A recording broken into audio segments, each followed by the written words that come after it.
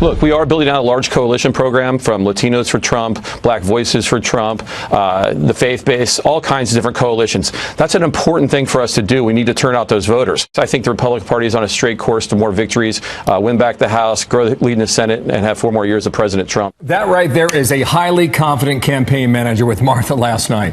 Trump campaign building momentum, his re-election operation raising $105 million in the second quarter.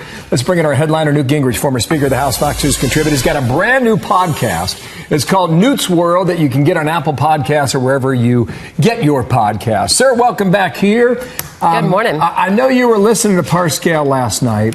What did you sense about how confident he seemed to be with their operation and what they're trying to do? Oh, look, I've worked with Brad since the convention in 2016. He's that confident because he is building a machine, working very, very closely with Ronald McDonald over at the Republican National Committee. He's very close to the president.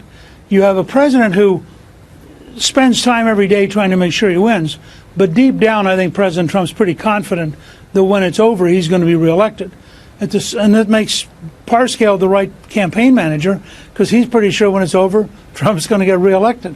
So they're a pretty good team. That doesn't mean that they're sloppy. It doesn't mean they're overconfident. This is all predicated on just tremendous amounts of hard work. I mean, two things. Look at the amount of money Parscale has helped raise, and then look at the size of every one of these rallies.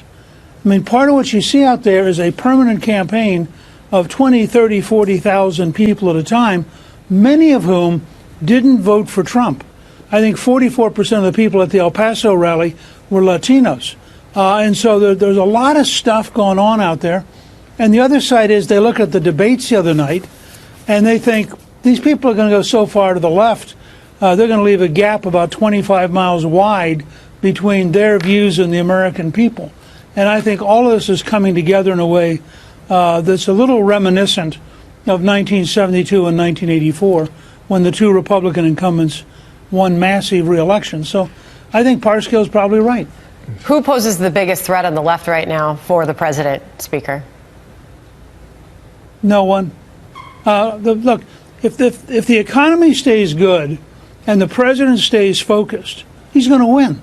Now, he might win by different coalitions. He'd probably have a marginally harder time in some ways with Biden or a marginally harder time with Kamala Harris, who I think, and I just wrote a piece for Newsweek, I think she's probably the most dangerous of the Democrats. But I also think that a left-wing politician from California is a pretty long way from the center of the American political system. So what I see building, if you the other night when every single candidate raised their hand in favor of tax-paid health care for illegal immigrants, you can't get much further away from the American people than they're getting. So in my mind, we're going to have a nominee of the Democratic Party. It'll be a very left-wing person, and they will have an almost impossible time defending their positions. Let's just look at some of the polling now, just so our viewers are up to date. RCP average, Biden by 12 on Sanders. Go to the ABC News poll that was released today, Biden by 11 on Sanders. Then you got a Quinnipiac poll from yesterday where Biden's only up 2 on Kamala Harris. So we'll see which way that goes. I know you've been following from afar what's happening on the southwestern border and the trip that some Democrats in the House made this week. Here is Rush Limbaugh's take on what he has heard from some of their reactions down there. Looks like she once again tried to pull off a hoax, screaming at federal officials, making wild claims about illegals being told to drink toilet water. It looks like a stunt. She has looked particularly ridiculous this past week. And she's trying to create a situation to make herself look good, make the federal employees look bad. And somebody needs to call her on it. DOJ needs to call her on it. ICE, Border Patrol need to call her on it. So then the argument comes back to why you vote against the border funding from last week. And you look at some of the pictures now. I thought Kellyanne Conway. Go ahead. I thought Kellyanne captured that perfectly yesterday. You have with AOC somebody, and I just wrote a newsletter for Fox News about this today. What has surprised me is that she is viciously dishonest. And by viciously, I mean she votes, there are 99 Democrats who vote against humanitarian aid. They then go to the border to look at the disaster the Congress has created. Remember, every major problem dealing with asylum, dealing with people coming over, dealing with people who are being attracted to come to the U.S. from Guatemala or El Salvador or Honduras, because they've been told, hey, the Americans are so stupid, if you get there, you're going to get in, you're going to get taken care of. So you now have over 100,000 people a month coming, and you just had the former Secretary of Homeland Security, Jay Johnson, for Barack Obama, who said, if we went to open borders, you could multiply that to 1 million a month.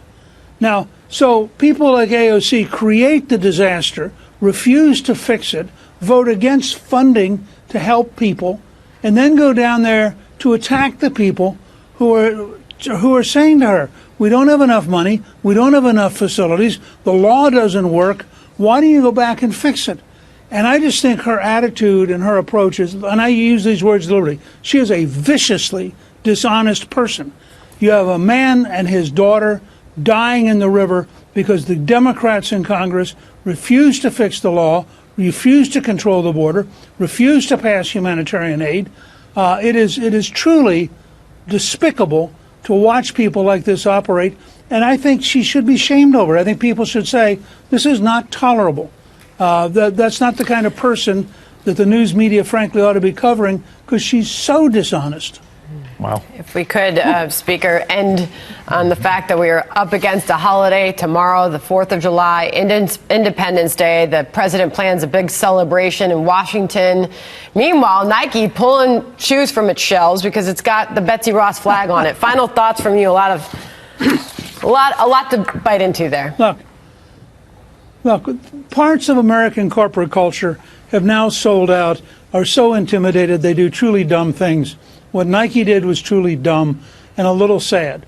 The idea that they are somehow embarrassed to have an original American flag coming out on the week of July 4th, give me a break. I think people at Nike should be ashamed, and I think the Nike stockholders ought to be demanding that they change their position. Thank you, Mr. Speaker. Newt Gingrich with us today. Happy 4th of July to you. We'll see how it goes tomorrow night on the National Mall. Thank you, sir.